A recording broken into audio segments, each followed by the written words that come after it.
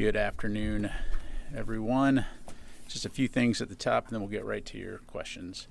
So just to recap, as you know, Secretary Austin traveled to Fort Bragg, North Carolina on Friday to visit with service members, DoD civilians, and their families, and to thank them for what they do for our country and to learn about what's on their minds. As the home of the Airborne and Special Operations Forces, the base is one of our nation's foremost power projection platforms, and the Joint Force at Fort Bragg and the families and community who support them represent a critical national security asset and an important warfighting capability. During his visit, Secretary Austin met with soldiers and families from the 82nd Airborne Division, visited Hampton Primary School, which is part of the Department of Defense school system, spoke with troops in the 3rd Brigade Combat Team of the 82nd Airborne Division, where he previously served as brigade commander, and met with Army and Air Force ROTC students at Fayetteville State University. During his discussions, the Secretary emphasized how proud he is of our service members, DoD civilians, and their families for all they're doing to defend our nation, and highlighted his continuing commitment to supporting our troops through the department's Taking Care of People initiatives. On Saturday, Secretary Austin then delivered the keynote address during Fayetteville State University's commencement, where he discussed the value of service to the nation and the impact that public service can have both inside and outside of the military. The speech is posted to the DoD website.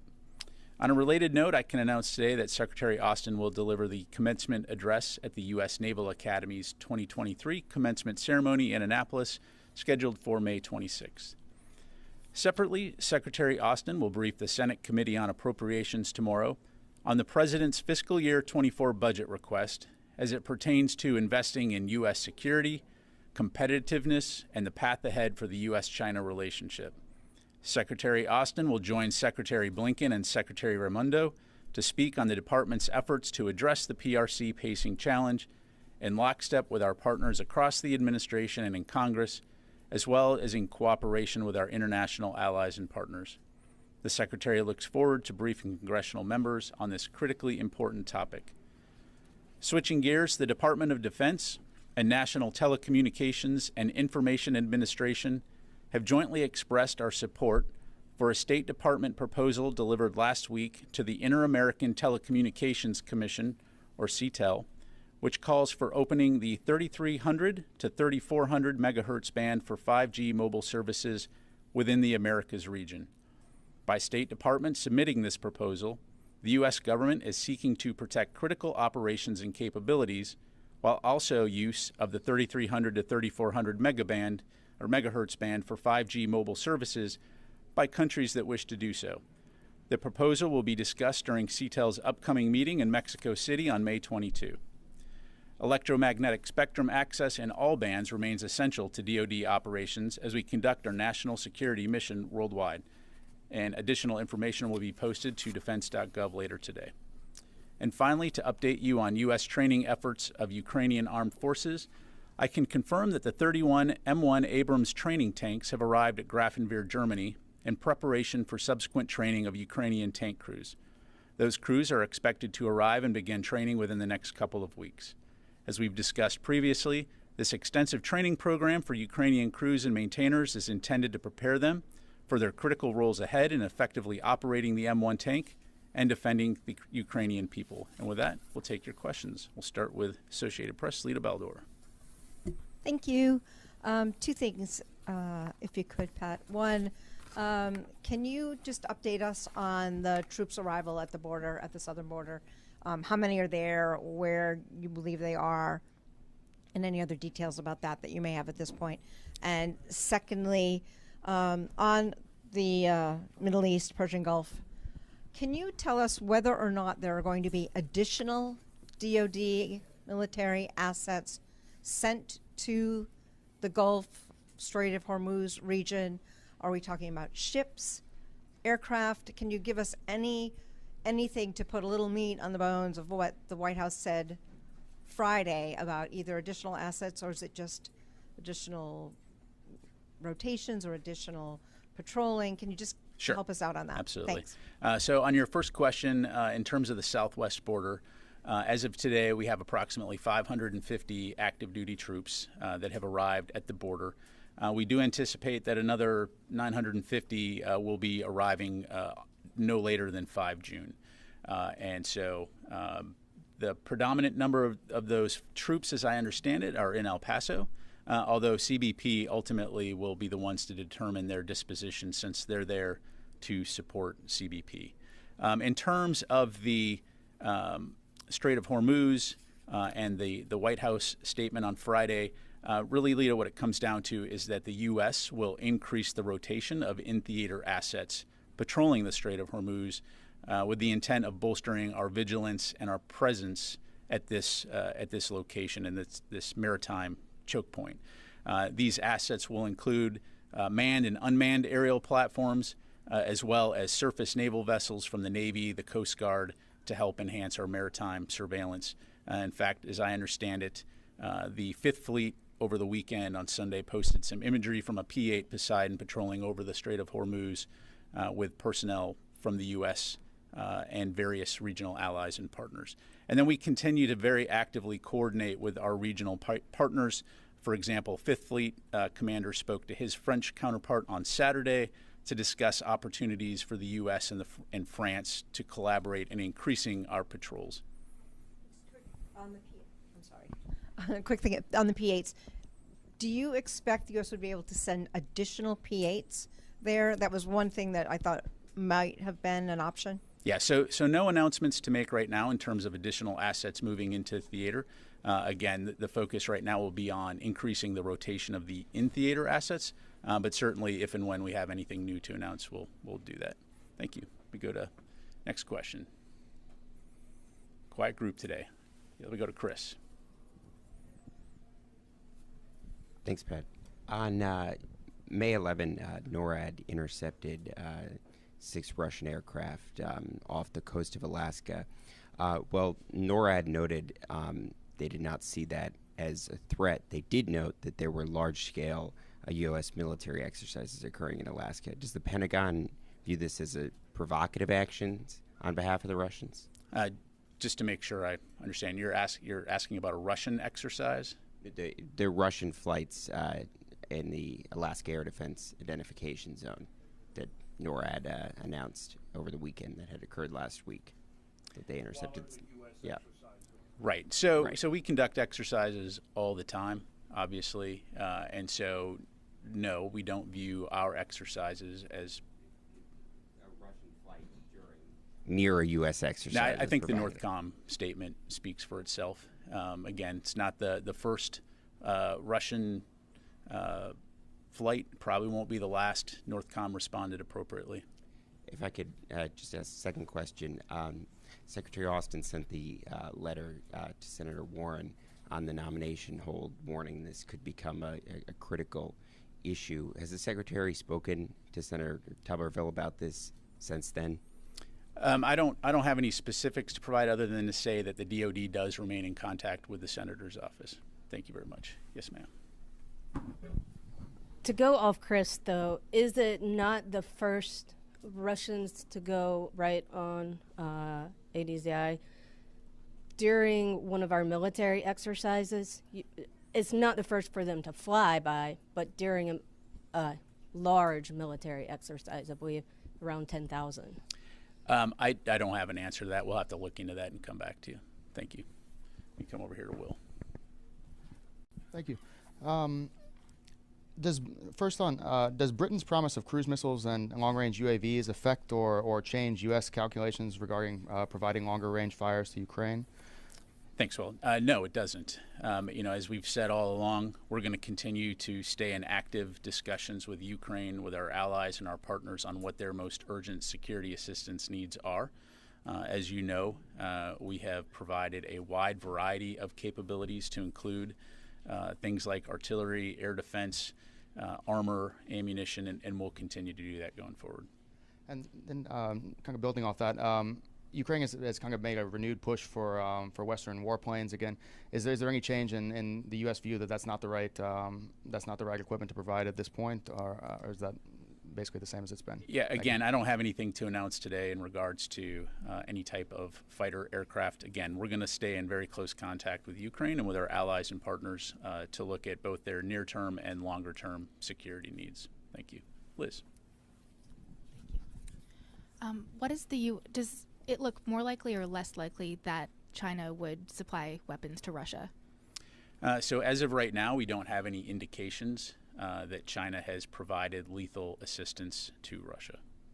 And what is the U.S., what is the Department of Defense doing specifically in the region to stop China or deter China from potentially sending weapons? So you've heard us talk that both publicly and privately, we have communicated with China about the negative consequences of providing lethal aid to Russia. Not only would it extend the duration of this of Russia's illegal occupation of Ukraine and result in thousands of innocent killed in Ukraine, it would also squarely put them in the camp of countries that are looking to eliminate Ukraine as a nation. Thank you. And last question. Looking ahead to the G7 summit later this week, is the U.S. doing anything to bolster its posture in the region? Is the U.S. tracking that China might react militarily to the summit? I don't have anything specific to provide other than we, of course, do maintain a robust presence in the Indo-Pacific region. We'll continue to work closely with our allies and partners to promote peace, security, and stability. Thank you. I go to Tony, and then I'll come back here to Orrin. A couple of different regions of the world. What's the status of the Pentagon's preparation for this Taiwan Presidential Drawdown Authority package that the Taiwan defense minister said was going to be about $500 million? Is it in the end game in terms of identifying the items? And is it possible Secretary Austin or Blinken will announce it tomorrow at the hearing?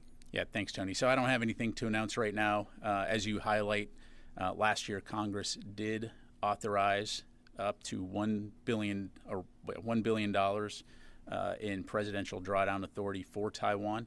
And Secretary Austin in February, during the testimony before the Senate Armed Services Committee, did say that we intend to make use of that authority. But in terms of the specific details or the timing, I don't have anything to provide today. Can you give me a sense of whether they're in the end game of pulling together a list, though, of systems? I don't, not from the podium. Okay, other part of the world, Grafton, we're 31 tanks. Why doesn't the U.S. just keep those tanks there for the Ukraine to use in their spring offensive rather than reconfigure 31 in the United States and ship over there? Sure. So as I understand it, a couple things. First of all, these tanks are intended specifically for training. Don't necessarily have the capabilities that they would need to go into combat. So the tanks that we will be providing to Ukraine are going through the refurbishment process right now. They will be updated, upgraded, and prepared for exportability to Ukraine.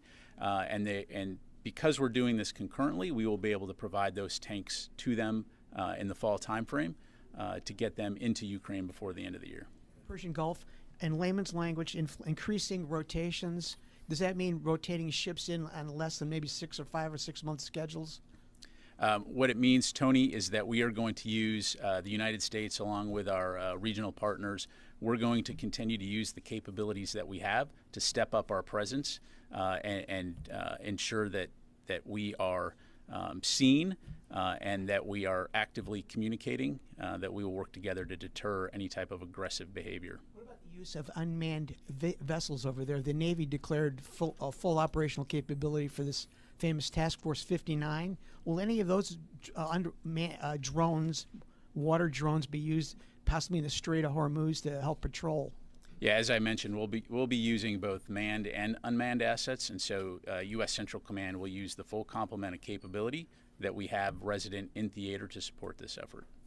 Thank you. David. I don't understand how increased rotations means increased presence. Are you really, what are you talking about? Just an increased op tempo? Increased operations tempo. Think of it about we're going to increase the patrols in the neighborhood to ensure that we are seen and that Iran clearly gets the message that we will not stand for this type of aggressive behavior. And again, it's not the United States by itself. We're working closely with our regional partners. Thank you. So it will all be done by the forces currently there? Correct. Okay. Let me go to Orrin.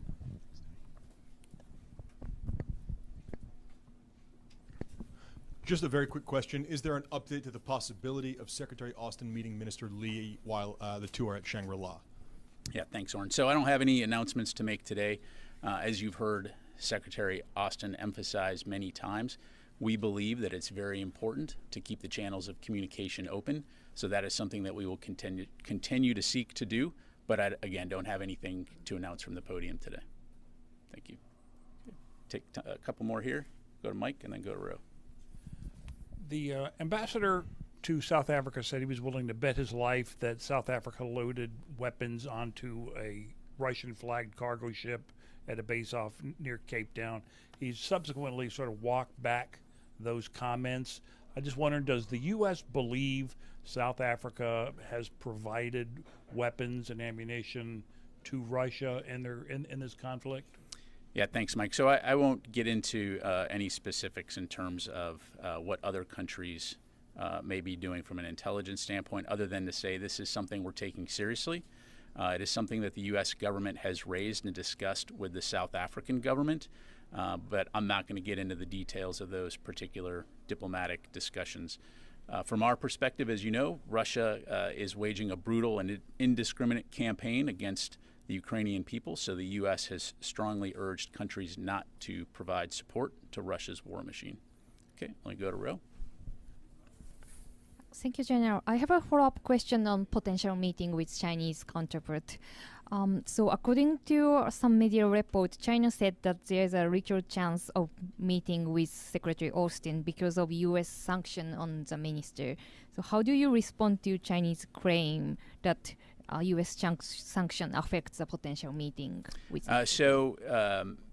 Secretary Austin can meet with his Chinese counterparts. There is no restrictions in that regard.